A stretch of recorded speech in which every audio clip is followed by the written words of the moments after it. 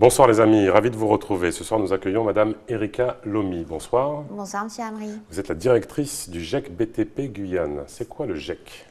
Le GEC, donc c'est un groupement d'employeurs pour l'insertion et la qualification des jeunes dans le BTP justement. C'est quelque chose qui existe en dehors de la Guyane? C'est une fédération? Oui, en effet, il existe une fédération, donc il y a plusieurs GEC dans plusieurs secteurs. D'ailleurs en Guyane, il y a un GEC multisectoriel, et il en existe dans toutes les activités. Donc vous êtes GEC BTP. La particularité du GEC BTP, en quoi elle consiste? Alors, une particularité qui est essentielle, c'est qu'on insère des jeunes, mais uniquement dans le monde du BTP et les fonctions support autour. Alors comment vous faites pour insérer ces jeunes? Par exemple, un chef d'entreprise qui a besoin de jeunes vous interpelle, comment ça se passe? S'ils ne sont pas formés, expliquez-nous. Alors, l'entreprise va adhérer en fait au GEC. D'accord. Voilà, dans un premier temps. Ensuite, elle va nous formuler un besoin. On va lui faire une présélection. Elle va valider le recrutement de ce jeune. Et nous, on va faire de l'ingénierie de formation. Donc, on va proposer un parcours de formation sur mesure qui permet à la fois aux jeunes d'être insérés dans le monde professionnel et en même temps d'acquérir une qualification. Combien ça coûte à l'entreprise? Ça lui coûte juste le coût du jeune quand il est en entreprise. C'est-à-dire que quand il est en formation, c'est le GEC qui paye, qui rémunère le salarié. Et quand il est en congé, c'est également le GEC qui rémunère le salarié. Donc il ne paye uniquement les heures effectuées en entreprise. Donc ça c'est assez extraordinaire. Et donc vous orientez le jeune dans la formation en fonction du besoin exprimé par l'entreprise? Tout à fait, c'est exact. Et on le forme dans le domaine nécessaire à l'entreprise. Aujourd'hui, il y a combien d'entreprises qui sont adhérentes ou affiliées au GEC BTP? Aujourd'hui, on a un peu plus de 62 adhérents. Ah, quand même. Donc l'objectif pour cette année, c'est d'atteindre au moins les 70 adhérents. Vous avez des institutions aussi qui participent à ce conventionnement avec le GEC? Alors des institutions, il y a des partenaires, effectivement. Donc ça peut être une entreprise, ça peut sur les gros marchés surtout, puisque en fait souvent les maîtres d'ouvrage ont des clauses sociales. Du coup, les entreprises. Vous pouvez expliquer, pardon, à nos téléspectateurs, c'est pas une clause sociale? Une clause sociale, donc c'est une clause généralement qui impose entre guillemets aux entreprises qui vont répondre à l'appel d'offres du maître d'ouvrage de respecter un certain nombre d'heures d'insertion au niveau des jeunes. Donc des jeunes qui sont souvent exclus ou loin du marché du travail. Voilà, jeunes ou moins jeunes, mais exclus effectivement du marché du travail. Est-ce qu'il y a des fois, des moments où, lors de ces appels d'offres, vous n'arrivez pas à trouver suffisamment de jeunes volontaires? Ou quel que soit le type de marché, vous avez toujours les jeunes en nombre suffisant? Non, je crois qu'étant donné la situation économique de la Guyane aujourd'hui, le taux de chômage, généralement on trouve des jeunes. Alors effectivement, de prime abord, ça peut faire peur à l'entreprise parce que ce sont des jeunes généralement issus de milieux ou de quartiers difficiles.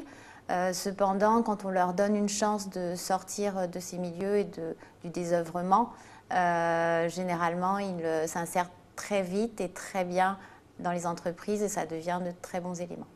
Donc déjà, vous coupez la fatalité, ce qui est très honorable. Et ensuite, il y a un niveau de qualification qui est reconnu pour le jeune? Oui, tout à fait. C'est l'ambition et c'est l'obligation du GEC, c'est que les jeunes sortent avec une qualification, effectivement, de manière à pouvoir par la suite rebondir ou être embauchée par l'entreprise qui est satisfaite de son travail, puisqu'elle a pu tester pendant 6 mois, 1 an et jusqu'à même 24 mois la faculté du jeune à travailler en entreprise. Le GEC existe depuis quand en Guyane? Alors, le GEC BTP Guyane existe depuis 2011. D'accord. Et combien de salariés? Vous êtes combien à travailler pour le GEC? Alors, à travailler pour le GEC, nous sommes aujourd'hui 17. Donc, ça a commencé par une petite équipe de 3-4 personnes et aujourd'hui, on est 17. Et quel bilan vous tirez de 2011 à 2017? Est-ce que ce qu'apporte le GEC prend auprès des entreprises, des partenaires? Alors oui, vous montez en puissance ou il y a un moment Non, c'est très positif, d'où l'augmentation des effectifs au niveau des permanents, puisqu'aujourd'hui on fait partie des plus gros GEC de France, avec 220 salariés. GECistes, parce qu'on les appelle les que vous suivez. géquistes, voilà, qu'on suit tout au long de l'année. Comment se porte le BTP en Guyane? Parce que là, vous avez une vue directe et empirique sur, on dit quand le bâtiment va, tout va. Tout à fait. On parle de logement, on parle de BTP, mais on ne voit pas beaucoup de grues, je veux dire, à l'échelle des besoins. Oui. Comment se porte le BTP? Bah, écoutez, il y a beaucoup de grands projets. Donc, les projets, ça, on en entend parler. donc aujourd'hui, il faut qu'ils voient le jour. Donc c'est ce pour quoi on œuvre, c'est ce pourquoi les patrons du BTP œuvrent, donc, qui constitue aujourd'hui le conseil d'administration du GIEC. C'est justement pour que ces chantiers, ces grands chantiers sortent de terre et qu'on puisse justement augmenter ce nombre de géquistes demain. Alors, vous avez aussi une particularité, c'est d'essayer de vous conventionner avec des municipalités. C'est quoi la stratégie? Alors, l'idée, en fait, c'est qu'on sache que le GIEC existe. Et du coup, quand justement il y a ces fameux appels d'offres, marché public,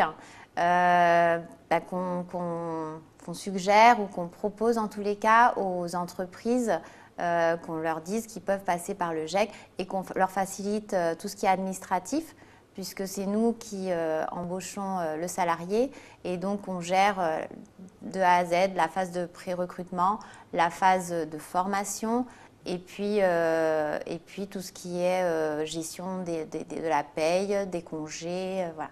Donc ils n'ont à s'occuper de rien si ce n'est faire appel au GIEC, pardon, et ils peuvent répondre du coup à leur appel d'offres et quand il y a les clauses sociales, ils savent qu'ils sont dans les clous par rapport aux clauses sociales.